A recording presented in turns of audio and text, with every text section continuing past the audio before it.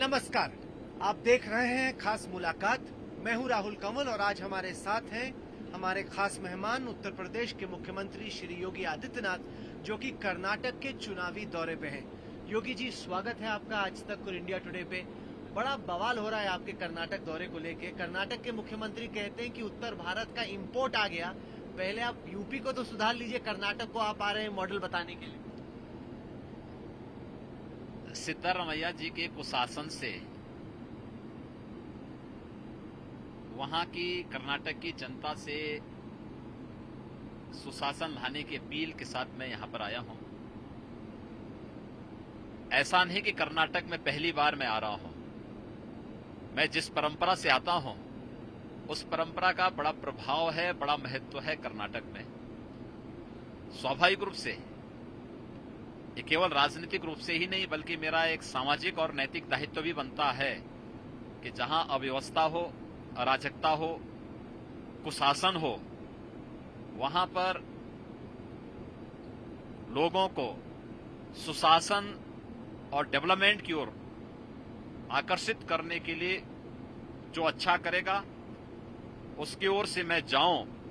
और मैंने आवश्यक समझा है कि भारतीय जनता पार्टी विकास और सुशासन के इस अभियान को आगे बढ़ा सकती है, इसलिए कर्नाटक में मैं खास तौर पर आया हूं। सर, लेकिन सवाल है और कंपैरिजन है यूपी के ग्रोथ मॉडल का और कर्नाटक के मॉडल का।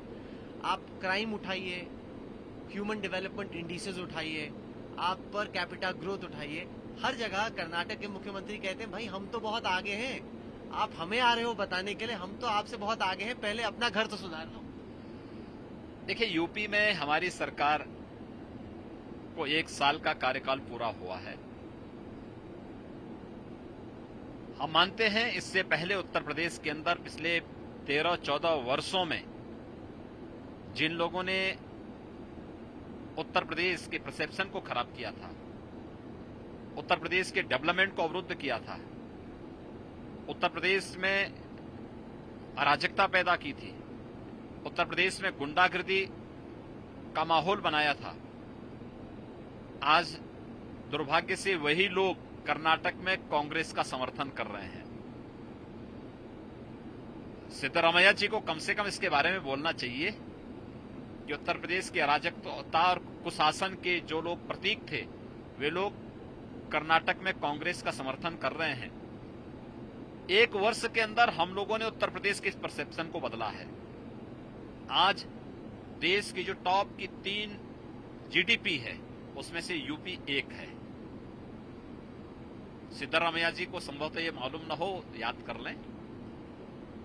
स्वच्छ भारत अभियान में आज उत्तर प्रदेश नंबर 1 पर है। आम गरीबों को आवास उपलब्ध कराने में उत्तर प्रदेश नंबर 1 पर है। मैं पूछना चाहता हूं सिद्धारमैया जी से, 5 वर्ष में उन्होंने क्या किया है? क्या भ्रष्टाचार उनके समय में चरम पर नहीं पहुंचा? हमने उत्तर प्रदेश में व्याप्त भ्रष्टाचार पर प्रभावी अंकुश लगाया, लेकिन उन्होंने क्या किया? क्या उनके यहां किसान सर्वाधिक आत्महत्या नहीं किए? हमने उत्तर प्रदेश के अंदर किसानों को राहत भी दी। आज समर्थन मूल्य से अधिक दाम किसानों को हम उत्तर प्रदेश के अंदर दे रहे हैं। स्किल डेवलपमेंट में उत्तर प्रदेश कहां था, आज नंबर 1 पर पूरे देश में है। तो मुझे लगता है ये भी आंकड़े सिद्धारमैया जी याद कर लें। आपने अटैक किया कर्नाटक की कानून व्यवस्था को। वो कहते हैं आप उन्नाव तो देख लो, जहां पे आप ही के पार्टी के लोग किस तरह के गलत काम कर रहे हैं। कह रहे हैं पहले यूपी तो आप फिक्स कीजिए, आप हमें मत सिखाइए। काफी वो इरिटेट हो रहे हैं आपकी यात्रा से। देखिए, उनको भय है कि यूपी की वर्तमान सच्चाई को भी और कर्नाटक की वर्तमान सच्चाई को भी जनता के सामने हम लोग रखेंगे। उन्नाव की घटना 48 घंटे के अंदर सीबीआई को मैंने दी। हमारा ये मानना है कि अपराधी कितना भी बड़ा क्यों न हो, कोई भी क्यों न हो, उसके साथ किसी प्रकार की कोई रियायत नहीं होनी चाहिए। लेकिन सिद्धारमैया जी भी याद करें कि कर्नाटक में अधिकारी क्यों आत्महत्या कर रहे हैं, वहां पर कानून व्यवस्था की स्थिति इतनी बदतर क्यों है, और भारतीय जनता पार्टी के दर्जनों कार्यकर्ताओं की हत्या और उन पर हुए प्राणघातक हमले किस बात की गवाही दे रहे हैं? विरोधियों को निशाना बना बना करके जिस तरीके से वहां सरकार कार्य कर रही है, मुझे लगता है ये चीजें एक स्वस्थ समाज को शोभा नहीं देती है। इसलिए उनके पूर्वाग्रही पूर्ण कार्यों को, दुराग्रही पूर्ण कार्यों को, राग द्वेष से युक्त कार्यों को ध्यान में रख करके उसका विरोध करना और उसके प्रति आम जनमानस को आगाह करते हुए उनके सामने सही तथ्यों को रखना, ये दायित्व का निर्वहन करने के लिए भी मैं कर्नाटक आया हूं। एक और आप पे अटैक हुआ गोरखपुर की हार को लेके। वो कहते हैं आप गोरखपुर में अपना गढ़ नहीं बचा पाए। उन्होंने कहा गोरखपुर में योगी ने हरवा दिया उत्तर प्रदेश बीजेपी को, अब यहाँ पे आएंगे, यहाँ पे भी हरा देंगे, वेलकम है योगी। देखिए, कांग्रेस को इस बात के लिए खुश होना चाहिए कि हम लोग निष्पक्ष चुनाव करा सकते हैं, सीएम अपनी सीट हार सकता है।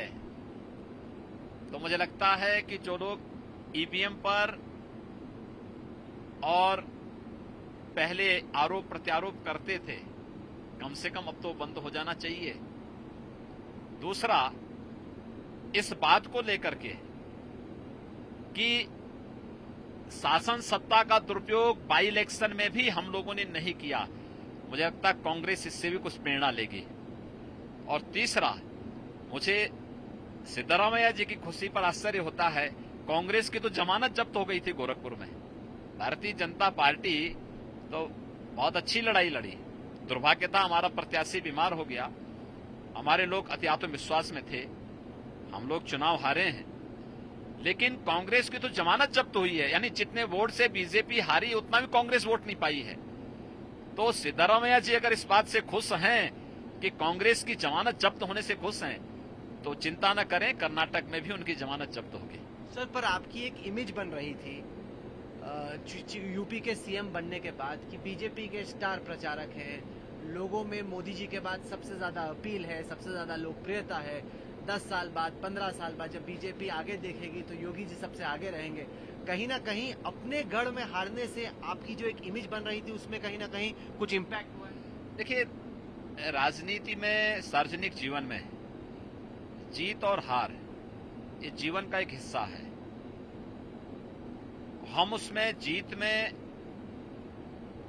बहुत फूले ना, बहुत अहंकार में न आए, हार में निराशा में न जाएं, इन सब में मंथन करें और फिर उस प्रकार की रणनीति बना करके आगे से इस प्रकार की घटनाओं की पुनरावृत्ति न हो।